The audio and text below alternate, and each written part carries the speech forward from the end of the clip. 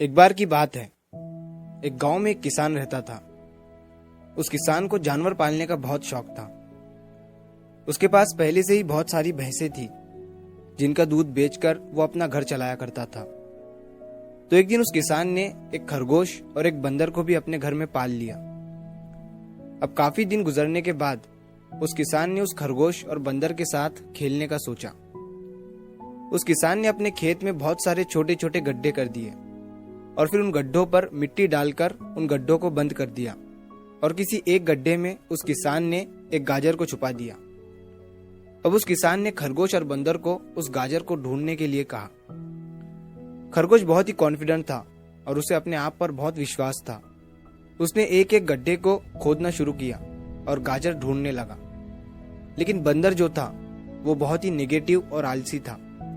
उसने सोचा कि खेत में इतने सारे गड्ढे हैं और वो गाजर किसी एक गड्ढे में है, इतना कौन ढूंढेगा। वो बंदर ये सोचकर एक गड्ढे के ऊपर जाकर सो गया। अब उधर खरगोश अपनी पूरी मेहनत से गाजर ढूंढ रहा था। एक एक करके खरगोश ने सारे गड्ढे देख लिए, लेकिन उसे किसी भी गड्ढे में गाजर नहीं मिली।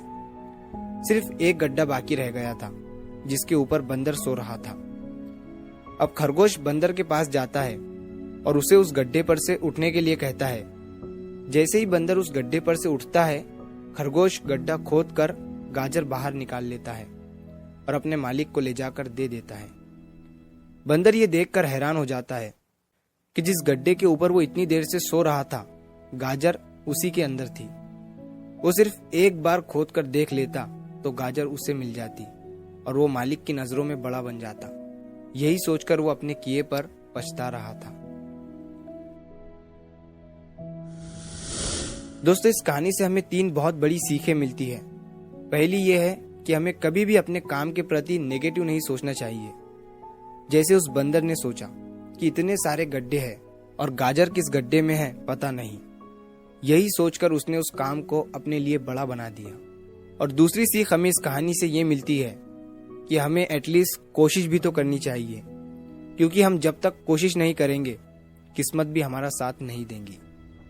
अगर वो बंदर जिस गड्ढे पर सोया हुआ था वहां से ही गाजर को ढूंढना शुरू करता तो उसे गाजर मिल जाती, लेकिन उसने कोशिश ही नहीं किया।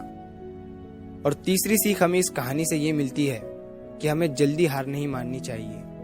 अब हमें नहीं पता कि हमें अपने काम में कौन से साल में कामयाबी मिलेंगी। वो 2025 हो सकता है, 2030 हो सकता है या 2032 भी हो सकता है, लेकिन हमें कामयाबी तभी मिलेंगी जब हम पॉजिटिव सोच के साथ कोशिश करते रहेंगे और हार नहीं मानेंगे। तो अगर आप इस कहानी को और भी लोगों तक पहुंचाना चाहते हो तो इस वीडियो को लाइक करो, ताकि YouTube इस वीडियो को और भी लोगों तक पहुंचाए। और अगर कहानी अच्छी लगी हो तो हमारे चैनल को सब्सक्राइब जरूर करिए। मिलता हूं मैं अगली बार इसी तरह की कहानी के साथ।